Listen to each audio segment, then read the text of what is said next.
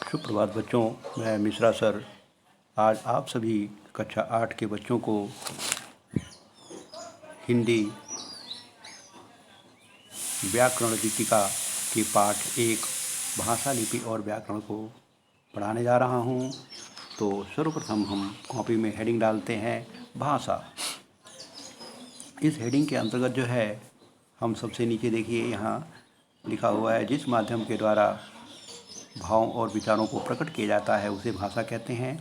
ये कॉपी में लिख लेंगे, लेकिन समझने के लिए मैं आपको बता रहा हूँ, भाषा वह माध्यम है जिसके द्वारा हम अपने मन के भावों एवं विचारों को बोलकर या लिखकर प्रकट करते हैं तथा दूसरों के भावों एवं विचारों को सुनते, पढ़ते और समझते हैं, भाषा कहते हैं।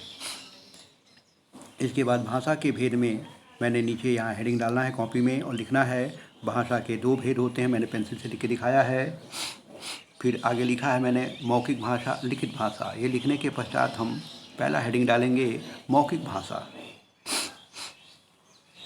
मौखिक भाषा में जब हम अपने भावों और विचारों को मुख से बोलकर प्रकट करते हैं तथा प्रकट करते हैं तो भाषा के इस रूप को मौखिक भाषा कहते हैं। यहाँ तक हम कॉपी में लिखेंगे। अब इसको मैं समझाता हूँ। भाषा का वह रूप जिसे बोल करके दूसरों के सामने प्रकट किया जाता है तथा दूसरों के बातों को सुनकर समझते हैं, ऐसी भाषा मौखिक भाषा कहलाती है। जैसे रेडियो पर प्रसारण, दूरदर्शन, भाषण आदि। तत्पश्चात हम आते हैं लिखित भाषा। जब हम अपने भाव और विचारों को लिखकर प्रकट करते हैं तथा दूसरों के भावों एवं विचारों को सुनते, पढ़ते हैं और समझते हैं, तो ऐसी भाषा जो है लिखित भाषा कहलाती है।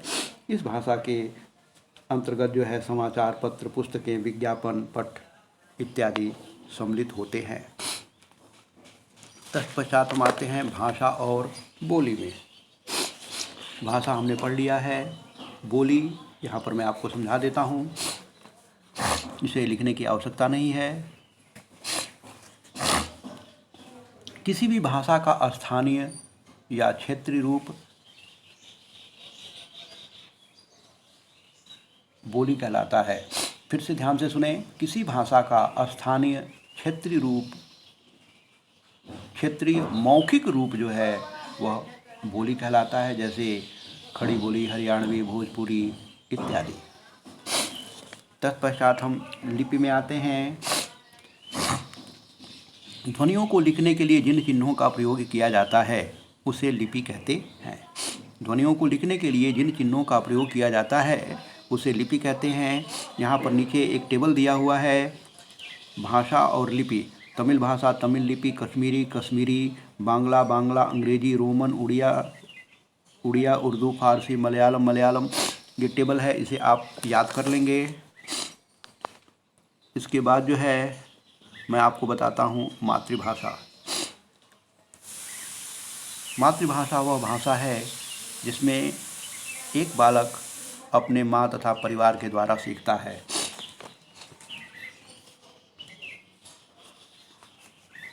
फिर से सुन लें, मातृभाषा वह भाषा है जिसमें बालक अपने परिवार में रह करके अपने माता पिता और परिवारजनों के द्वारा सीखता है। ऐसी भाषा जो है वह मातृभाषा कहलाती है। इसके बाद आता है राष्ट्रभाषा। राष्ट्रभाषा जो है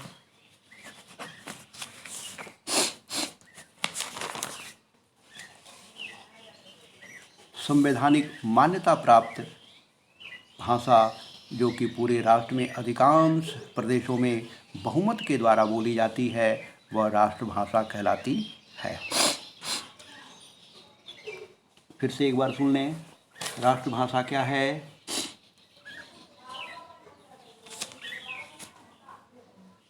संवैधानिक मान्यता प्राप्त जो राष्ट्र या देश के अधिकांश प्रदेशों में बहुमत द्वारा बोली जाती है, ऐसी भाषा को हम राष्ट्रभाषा कहते हैं। हमारी राष्ट्रभाषा हिंदी है।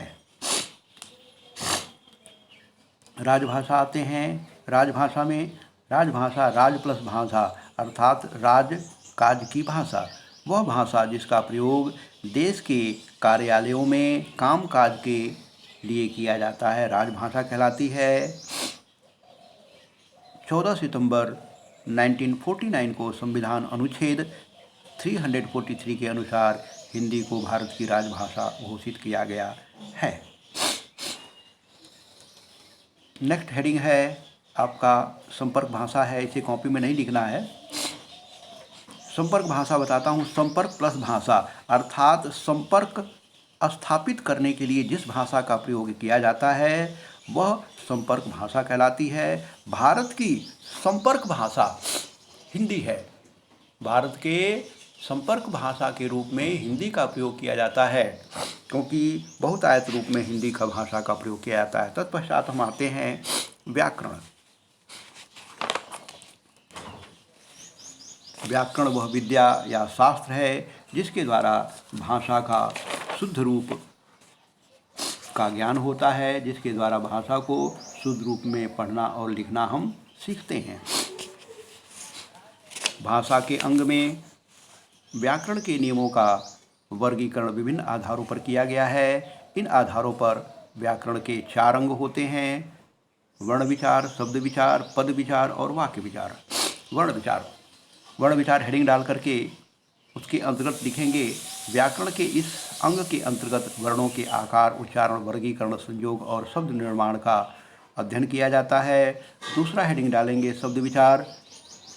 इस विभाग के अंतर्गत शब्दों के रूप, भेद, लिंग, वचन आदि का अध्ययन किया जाता है। तत्पश्चात तीसरा हेडिंग हम डालते हैं वाक्य पद विचार।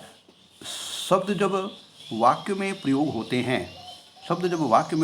हैं तो वे पद कहलाते हैं, और पद विचार के अंतर्गत शब्दों के रूप, परिवर्तन, पद रचना, पद भेद और पदों के कार्य आदि का अध्ययन किया जाता है। तत्पश्चात आते हैं हम वाक्य विचार। इस अंग के अंतर्गत वाक्य रचना, वाक्य भेद, वाक्य विश्लेषण, वाक्य संश्लेषण, विराम चिन्हों आदि का प्रयोग का अध्ययन किया जाता है। इसके बाद जो है हमारा दिया हुआ है आओ दोहराएं। आओ दोहराएं जो है इस पाठ के अंतर्गत पढ़ाए गए सभी टॉपिक्स का एक सारांश है, उसका एक संक्षिप्त रूप दिया गया है। तत्पश्चात आओ कुछ करें। यह एक एक्सरसाइज है जिसे कि आपको बुक में स्वयं करना है, परंतु आपकी सुविधा के लिए मैंने इसे जो है करके दिखाया है। लेकिन आप जो है जब भी इसका टेस्ट दें, स्वयं टेस्ट दें, तो इसके उत्तर को न भरें और उत्तर लिख लेने के पश्चात इससे यहाँ से चेक करें और अपने आप को देखें कि आपने जो कुछ भी कार्य किया है वह सही है अथवा नहीं।